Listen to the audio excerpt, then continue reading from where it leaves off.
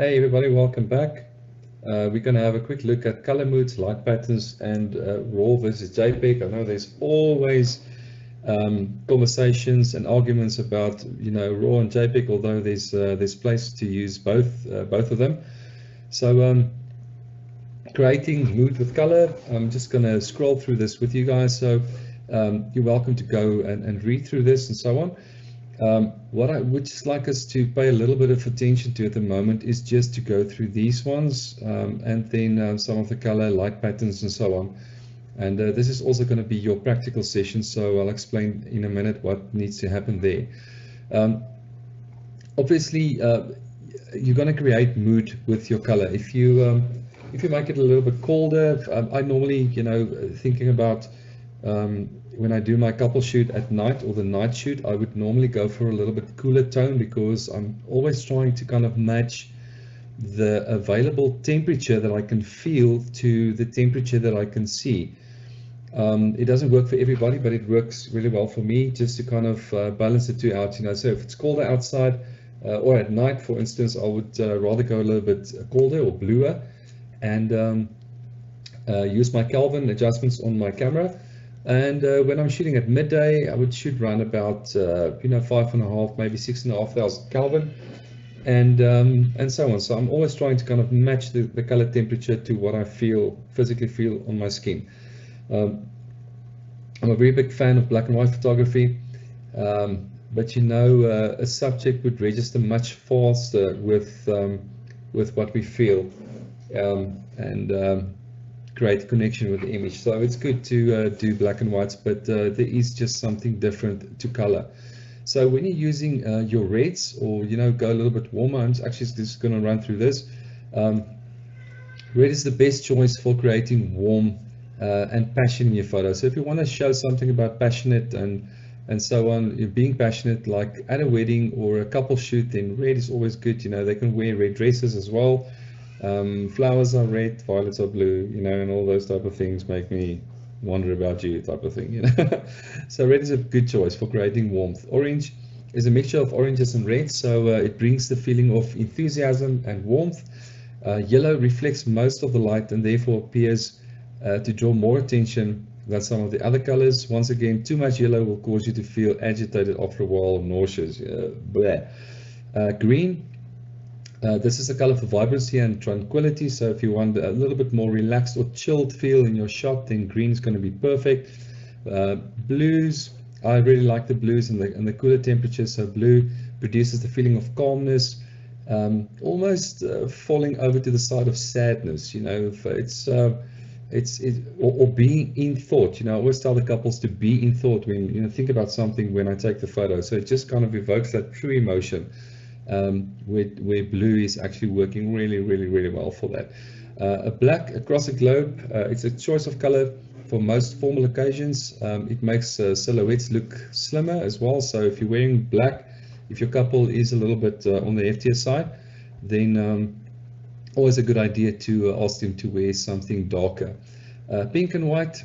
So if you want to use or create a softer kind of look in your images, then pinks and whites is possibly the best way for you to do so. If you look at the warmer colors, you can see it starts from red all the way to yellow is your warm colors. Your cooler colors is your purples, blues, and your greens.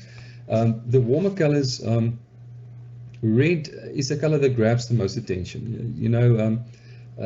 If it occupies most of the frame, it really does create feelings of anger or passion or speed, really depending on what is happening in your image. If used as a detail, it will make your details stand out for sure. So if you can imagine something red type on yellow will stand out, or black will stand out on yellow, or whatever. So the warmer colors is really for your anger, your passion, your speed, and so on. Yellow and orange will, on the other side, instead of falling over to this side of the scale, falling over or just moving over to that side of the scale, will give you more of a kind of youthful or energetic vibe. Remember with the rave culture back in the 90s, lots of yellows and reds and some of the purples and lots of these colors were very were readily seen everywhere in most of their ads and advertisements and so on. So the cooler colors is, like I've said, is your purple, blues, and your greens. Cooler colors, especially your blue, will bring a sense of calmness and peace. And green, because it's found in nature, creates a feeling of growth and relaxation. So we've mentioned that in the beginning as well. So if you really want to chill out your picture a little bit, make sure that you can find a space where there's lots of greens. The only problem is when shooting under a bunch of green trees, lots of them, is you're going to end up with a color cast on your skin tone, which is a bit of a challenge to get rid of. So just be wary of that. Portrait lights and patterns. So we're going to have a look at a few different ones, and these are the ones that I would like you to set up and shoot. You can do it in the studio, you can do it under a tree, you can do it inside, outside, doesn't matter, as long as you just make sure that you do shoot all of these. It's important for us to kind of find out exactly, you know, how to set up the lights to get the shadows exactly where we want it. So this example is known as loop light.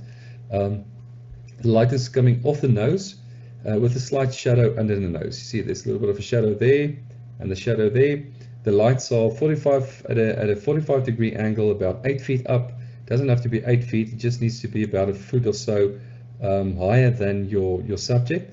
And then the light pointing slightly downwards. So try the setup and see if you can get the image to look more or less like this, with the shadow under the nose, a little bit in the eye socket, and then also under the chin. The second one is Rembrandt Light, which is something like this.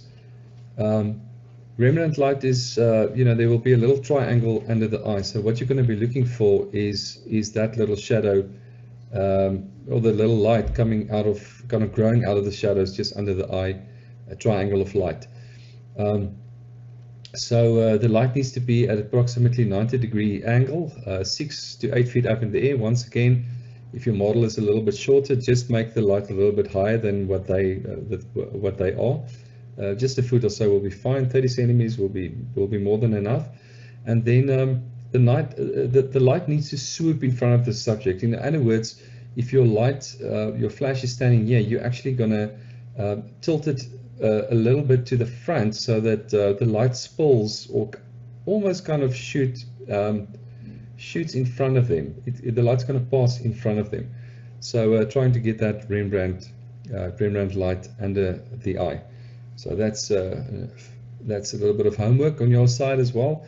And then Paramount lighting or butterfly light. This is a very kind of popular type of portraiture light, especially used in movies and portfolios of movie stars and so on. So you're looking for that little triangle under the nose and a little bit of shadow under the chin. Not necessarily so much the chin, but this is what you're going to be looking for, is that. So in order for you to get that Paramount or butterfly light, the light needs to be approximately 8 feet up, 7, 8, 6 feet, depending on how tall your subject is, and it's going to be tilted down in front of the subject. So your light's going to be here, a little bit higher up, and then pointing downward towards your subject to make sure that we get that little triangle under the nose. So the light will be over the model. Then rim light. This is something that I really love using at weddings. Yeah, so we do this, use this quite a bit in our evening sessions or the night shoots. This is rim light. So imagine if you have two lights set up, one light over here, or maybe one light over here shooting over the shoulder of the groom, a little bit more to the front. You're going to be able to illuminate both of them and also end up with this beautiful outline of their bodies and their hair. So this is known as rim light. So it's light coming from the back that illuminates the outlines of your image. So in order to get this done, your flash needs to be depending on exactly the look that you want, but normally I put my flash quite a bit off, you know, like more maybe 3 or 4 meters behind the couple, and then dial it up to about 64 power, and yeah, and that's more or less the look that you will get depending on your camera settings. So go play around with this, dial up your flash, dial it down, see the different effects that you want. What you don't want in any one of these shots is overblown or burn out highlights. So this, you can still make out the detail in the hair and you know, outline of the face, and without it kind of smudging into the image. That's going to give you an indication that your light is too hard. So this is, it's fun. Go and have fun with that. And then obviously your split light.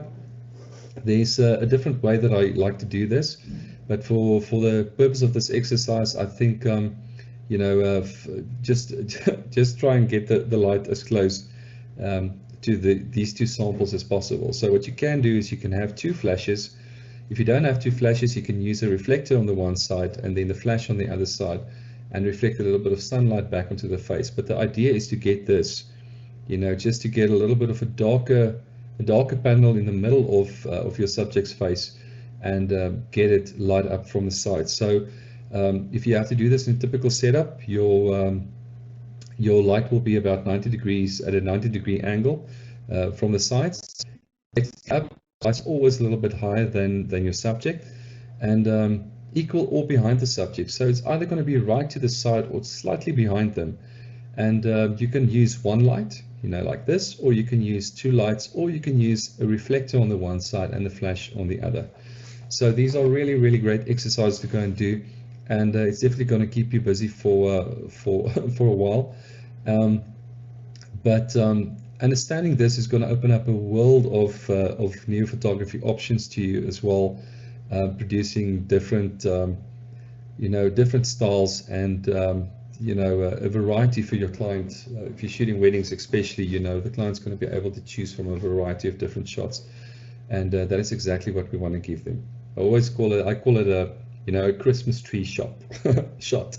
So you will end up with a little bit of everything at the end of the day, but still kind of a master in your in the way that you use your light and your gear. So RAW and JPEG images, in short, RAW contains, it's a bigger file. It contains more detail, your highlights, shadows, and midtones. So in processing this, the RAW file is the better one of the two to use. The reason why we have the JPEGs and the RAW is if you want to do a little bit more commercial work or weddings or whatever, I'll rather shoot RAW because it gives me more control afterward. And then the JPEG images is a lot smaller. So if you're concerned about saving space on your computer or your storage, then JPEG might be a little bit better for you. The JPEG images, I do use that as well. I use this for my weddings. I use this for my corporate shoots.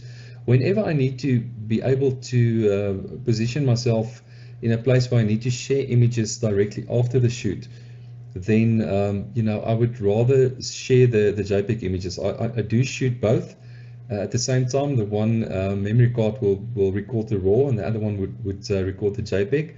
So I would actually have best of both worlds. So if I want to share anything, I can do so using my JPEGs. If the camera also, oh yeah, and whenever you do, you know, stuff like noise reduction or sharpness or whatever of those things in camera, it's not going to affect your RAW files, but it is going to affect your JPEGs. So the JPEGs coming out of your camera will already have the noise reduction and the sharpening, and you know, and all those little tints and thingy-majigs that you want to add to your images from directly out of camera. Will be applied already on the JPEG images. So if you want to share those, you're just going to have to make sure that you get your exposure and your light as close as possible to perfect, because you do not have as much flexibility on your JPEGs in post-production that you would have with your RAW files. So in short, that is more or less what it means. So have a read through this, and then obviously, if you haven't seen it, this is the quiz. You click on the start button and you run through it. So please don't forget to do this. Please print it out as well if you can, and keep it in a file. So please do the quiz, read through the entire module, and also this is homework. So each one of these ones, your split light, rim light, Paramount butterfly light, Rembrandt light, and loop light is your assignment for this module. So best of luck. You guys are going to have a ball doing this. You're going to have so much fun. And we'll see you in the next session. Take care.